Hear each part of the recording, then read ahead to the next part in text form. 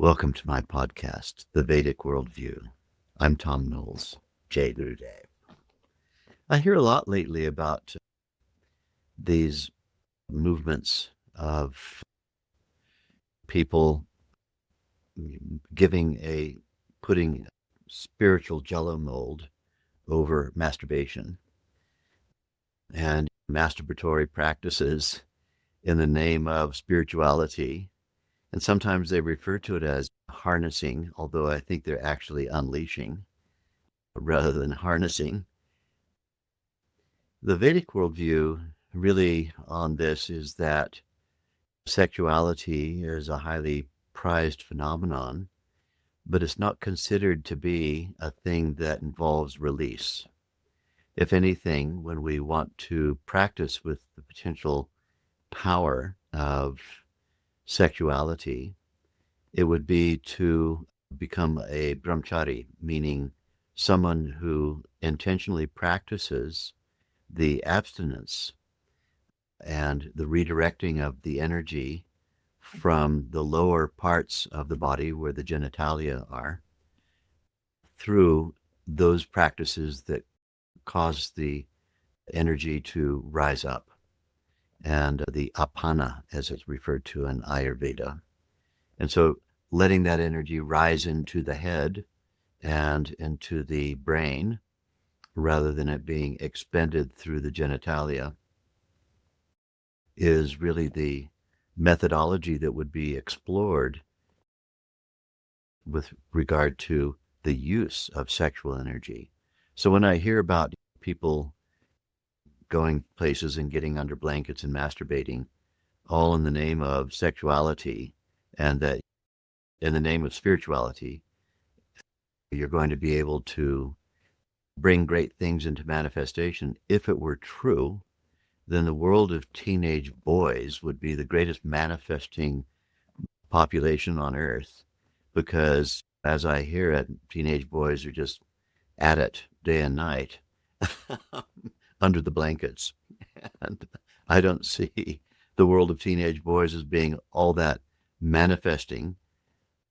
People will often say, but it's what you have in your awareness at the time of the experience.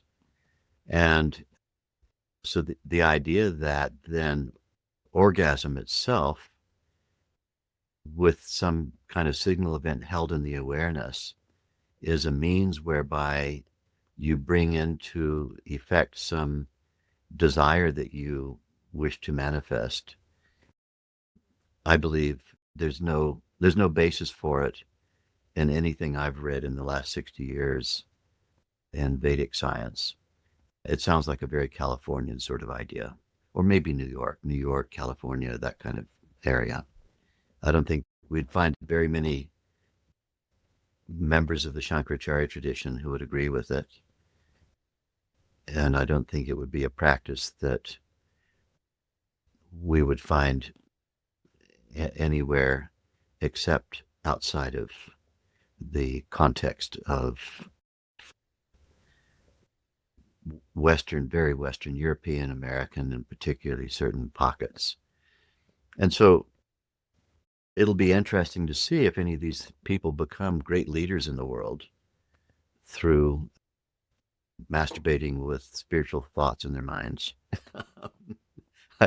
I just don't see the sense of it myself.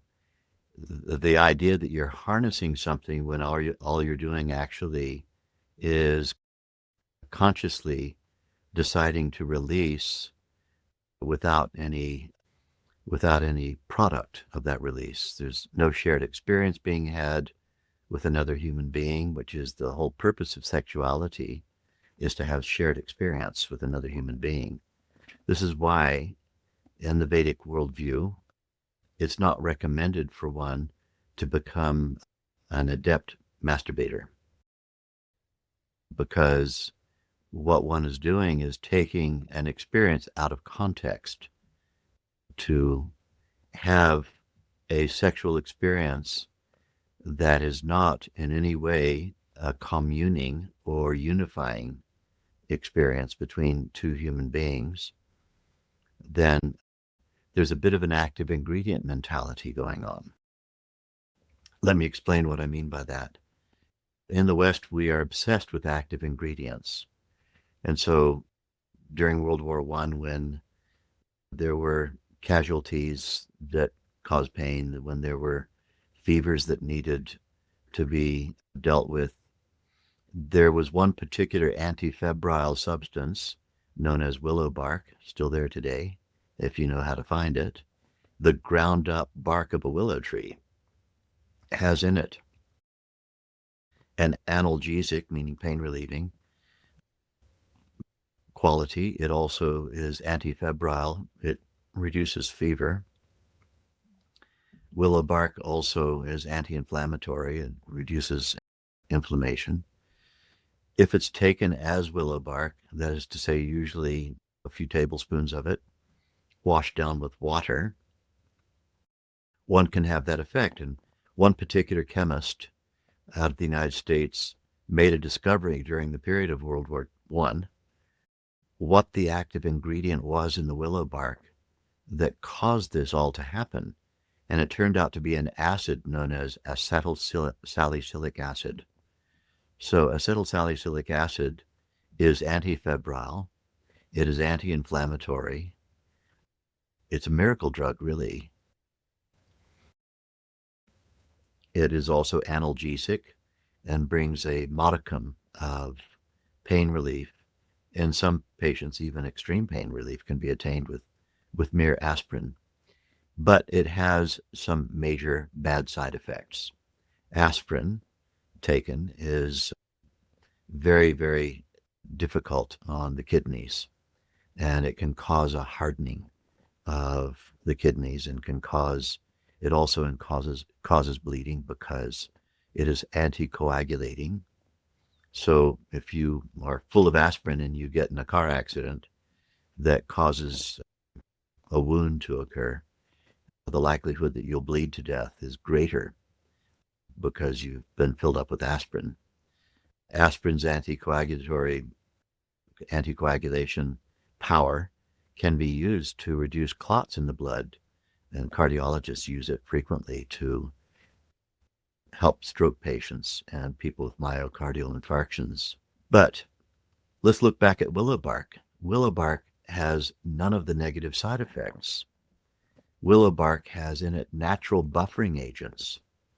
If you just take willow bark, then what happens is you don't get the kidney failure, you don't get the anticoagulation, you don't get any of the negative side effects. But nobody wants to take willow bark. They want the active ingredient. When we extract an active ingredient, we're extracting specific information, but leaving wisdom behind. Extracting a specific experience. Now let's apply this to human sexuality. People are fascinated with orgasm. I don't really care about what you should be doing to make arrangements to have an orgasm. It's supposed to be, from nature's perspective, part of a communing experience with another human being. It may have a reproductive value as well, of course, but at least in the human, that's not the only reason for it, because we do it extra instinctually. We practice sexuality as a communing experience as human beings, unlike most other animals that instinctually do it only during their monthly seasonal reproductive period. Human beings engage in sexuality in order to commune. And there's obviously a heightened moment in it, but there's an active ingredient. And what the active ingredient is the orgasmic aspect of it. And so when you can have the orgasm, but not have to have the trouble of the relationship, you can have the orgasm, but not have to deal with another human being. You can have the orgasm, and just walk in, get the orgasm, and walk out. Then that sounds really cool. But there are problems with it because it doesn't bring fundamental fulfillment to the human heart and psyche. then like all addictions, it has to be repeated. And it has to be repeated again and again and again and again, because the seeker is seeking full spectrum spiritual communal upliftment. But orgasm on its own doesn't provide it. It's the buffering agents, the willow bark, around the orgasm that is in fact intended. So the great care to surrender preferences, which we have to do in aid of having any kind of sustained relationship in which the celebration of communality can be had, which may involve sexuality, which then may involve an orgasmic experience. But taking the orgasm and turning it into the Holy Grail, then what we have is what we see in modern advertising. I saw one just the other day driving down through Kingman, Arizona, a picture of a woman in a very alluring, skimpy bikini advertising a car wash, a truck wash for truckers to wash their trucks off the interstate. And the headline said something like, as if the words were coming from her, why not come and have a bath with me? You know you want it. And so some trucker driving down the Interstate 40 and his truck is going to look at that and think, there's a dang possibility. If I go in there and get my truck washed, that gal's going to be there. People sort of fall for this idea. This is dangling the active ingredient in front of people in order to sell services and wares and things like that. And it's so transparent, but it seems to work because human beings have bought into this idea that orgasm is what it's about.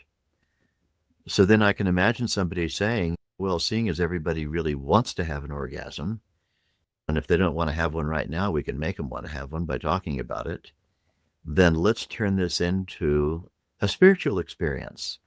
We're going to have an orgasm and make it a spiritual experience. Whether you have a partner or you don't have a partner, all you need is a blanket to cover you up so we don't get arrested by the authorities, because in fact it's illegal to masturbate in public or in front of other people. It's a very clever marketing idea. But in my exhaustive investigation of all of the Vedic literature, which I'm supposed to be a world expert on, I've never found any reference to it. What I have found references to is monastic people using the impulse of sexuality not to suppress it, no, but to redirect that energy away from the genitalia and up into the brain, and more specifically into the Sahasrara, the crown chakra, and into the chakshush, the third eye.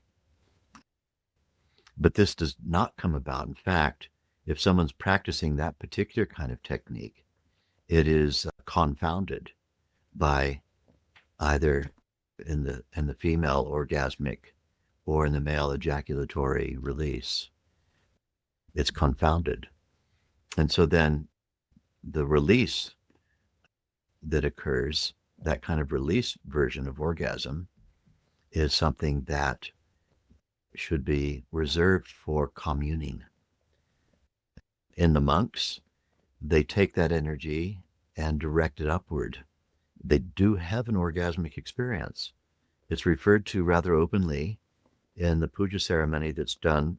Puja means a ceremony, the Guru Puja, which is done prior to someone learning Vedic meditation.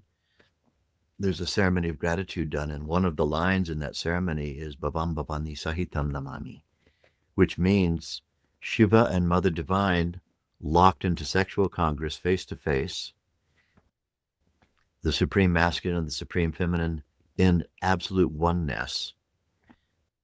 and the implication is that it is orgasmic.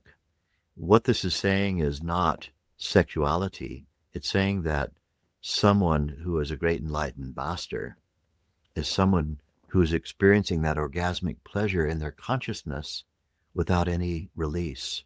There's no release going on. They're perpetually orgasmic.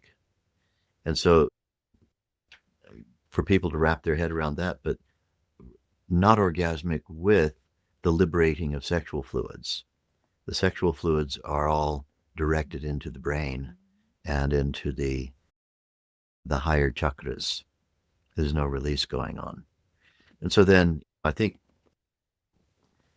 there's a lot of wishful thinking involved in this, and I think there's also some clever marketing, just a few steps above the clever marketing of the truck bath. Everybody wants to have some kind of sexual experience. If we can give it a spiritual angle, you know you want it. Come on in and get it, and we'll make sure you think it's spiritual. There's another concept that's conflated or entangled in all of this, the tentacles of this kind of thinking. Meditation on its own and transcendence is not enough. Meditation on its own and transcendence is not enough. We've got to add some pizzazz to it. Let's get sexy. Let's turn it into something other than transcendence. And the fact is, transcendence is everything. Because if properly we understand what we're doing, then the thing to do is to increase the regularity of transcendence, to enforce the regularity of transcendence twice a day, expand the awareness, and have a deep understanding of the 7 states of consciousness that will naturally unfold as a consequence of this, to give someone extraordinary human capability and unity consciousness, rather than taking that Vedic knowledge and asking it to fit into the rather tawdry exploitation of sexual impulsivity of the West, to learn how to take that everyday tawdry experience and elevate human consciousness to the highest level. There's a third thing which I take issue with, and that is the idea of manifestation. I'm going to manifest stuff. People who'll say, I needed $1 million, so I write myself a check for $1 million in my own name and tape it on my mirror while I'm shaving in the morning. And there I am shaving away, looking at a check for $1 million written to me by me. I grant myself permission to have $1 million, then I'm going to get it. And this is as I refer to it, the universe is your sugar daddy. All the universe wants to know is what you really want.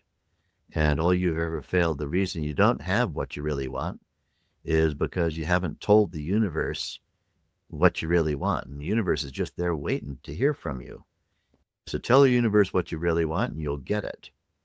Manifest it. I bought a coffee cup. I thought it was so hilarious, that had written on the side of it, manifest that shit. Written on the side of the coffee cup. I've got it there sometimes I get it out just to have a good laugh. I am the manifester. This is the tail trying to wag the dog. And this is a complete topsy-turvy turnaround of what the actual Vedic mentality is. Universe, that's the big U, that's not the universe. The universe is not really our language. Universal you, that aspect of you that you are growing into becoming aware of through your meditation twice a day. Universal you is, in fact, already right now manifesting things for you that you're not aware of. And the way that universal you makes you aware of what's already being manifested by it, capital I, it, the way universe makes you aware of what's being manifested for your individuality to partake of is through causing you to desire that which is already manifesting. You're caused to desire. Desire is secondary to manifestation. Desire is not primary. Desire bubbles up to prepare you for what's coming. And so it's not your individuality letting the universe know what kind of stuff you want. Universe is causing what it's already bringing into being. It's causing that to become desirable to you. So when you get a desire, it's not up to you to manifest the desire that the universe doesn't know about. Universe doesn't know about it. I know about it. This is that mentality, that manifesting mentality. Universe doesn't know about it. I know about it. I'm more intelligent than the universe. I'm going to let the universe know what I want. And the universe is going to say, huh? Oh, that's what you want. All right. I thought all you had to ever do is tell me. And then you are going to cause universe to stop paying attention to all the galaxies rotating and the planets rotating on their axes and everything, and bring you the Ferrari, the sugar daddy universe. That's not the way this thing works. It's manifesting. I'm a manifester. I hear people say to me in my introductory talks all the time, Thom, I got to learn how to manifest. And my answer is you've got to learn what's being manifested already, because you don't have to learn how to manifest. You have to learn how to stop resisting what's already being manifested for you. Without realizing it, universe is manifesting for you already that which is better than anything you can think of. But inadvertently, you're resisting it and preventing it from coming by being stressed and by thinking too much. So you need to learn how to stop thinking. You need to learn how to experience consciousness thought-free. When you can do that, you unify with universal intent, and then it will dawn on you what it is that's coming, and for you to minimize resistance to it. Allow it to come into being. It's already happening. It's happening from the universe side down to the individuality side. It doesn't happen from individuality to the universe. Universe is in charge. Individuality is the recipient. And so we don't share with the world of would-be spiritualism or spirituality. We don't share that idea of you have to be the manifester and you've got to figure out techniques for getting what you want. That kind of idea is not actually in any way congruent with the Vedic worldview. Vedic worldview is better than what you can think is coming, trying to come. You're resisting it. Learn how to meditate to minimize resistance, and it will all come to you. Jai Gurudev. Could you elaborate more on the relationship between creation energy and sexuality? Creation energy, what is that? Well, it is the nature of everything that's going on constantly. And so it's nothing isolated or anything different to the reality and nature of everything in every given moment of the universe. There's always something coming into being. So, for example, in the study of abiogenesis means the science of how it is that atoms that conglomerate to make molecules, that assemble to make molecules, at a certain point of complexity, make the jump into being bios, meaning into being alive, a living thing, even if it's a unicellular living thing. There has to be a jump from pure physics into bios, into something that's alive. And the top scientists in the field of abiogenesis tell us it wasn't that it happened once upon a time. It's happening at all times right now. There are molecules assembling right now, certainly in the Earth biosphere, that are assembling right now and making the jump from being mere physics to being bios, biological. And so this constant movement from less complex states, and let's not confuse the word complex with complicated. Complex means multi-dimensional, multi-parts, all in integration in a sophisticated way that has and generates a sophisticated outcome. And the way we know sophisticated outcome is enhanced repertoire. Repertoire means how many things can the thing do, not just in sequence, but all at the same time, simultaneously. Let's take, for example, a human nervous system. Let's make it a woman who is pregnant and whose body is creating a human brain and a human immune system, who the woman is playing a piano and playing a Bach cantata brilliantly, and at the same time digesting her lunch, and at the same time her immune system is successfully defeating COVID. And so we have an immune system defeating an infectious disease, a brain and a body being built, a piano cantata being beautifully played, and lunch being digested, just to name about 5 things. And there's probably 500 or 600 things we could name that woman's body is doing.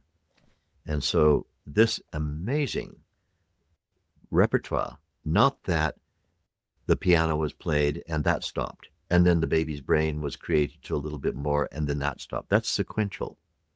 Sequential is not simultaneous.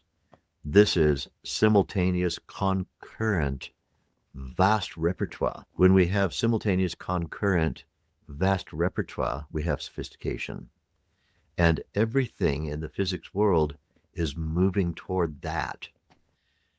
And so then the idea that sexuality is the biggest and most phenomenal version of that can be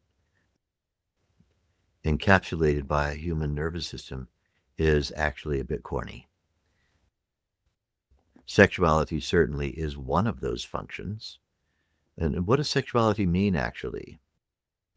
Would people say to me, oh, sexuality is it? Sexuality is everything. I'd like to ask them, what do you mean by sexuality? Because sexuality, sex has to do with what kind of particular genitalia you're equipped with, or what are the predilections of your reproductive system, or what is it you find attractive to you.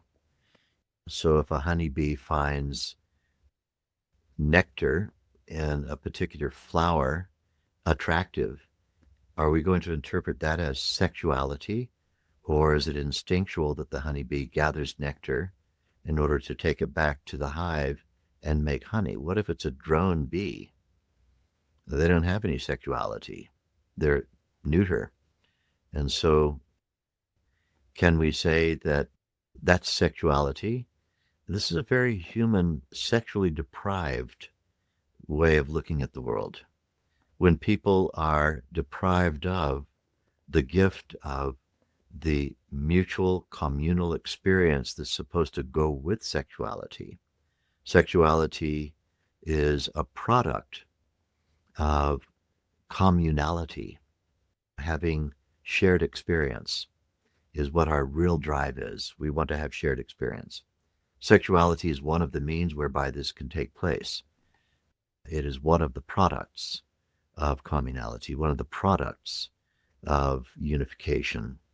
It's not the driver and the cause of everything. That idea that it's the driver and the cause of everything comes from a consciousness state that is sexually frustrated.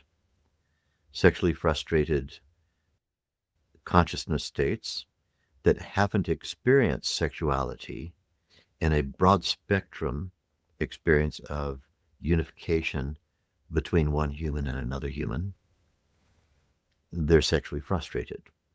And then sexuality is kind of pasted over every experience. Oh, my toenail. I'm trimming my toenail. Oh, God, that's sexy. Oh, I'm plucking nose hairs out of my nose. Oh, that's sexy. Oh, I'm eating a pancake. Oh my God, there's something really sexy about this. Oh, this is a sexually frustrated consciousness. And it's a sexually frustrated consciousness because it hasn't yet experienced the role that sexuality plays as a communing device. When that role is experienced in its entirety, sexuality just becomes one of many different tools that creative intelligence uses to allow communing to occur.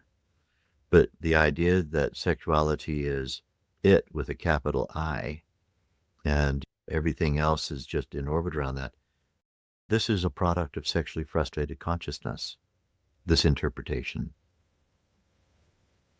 I don't advise people to have sexually frustrated consciousness. I advise people to meditate and get rid of their stress, learn how to surrender preferences and be with other human beings. And if sexuality is a part of the tool in the toolkit, use it.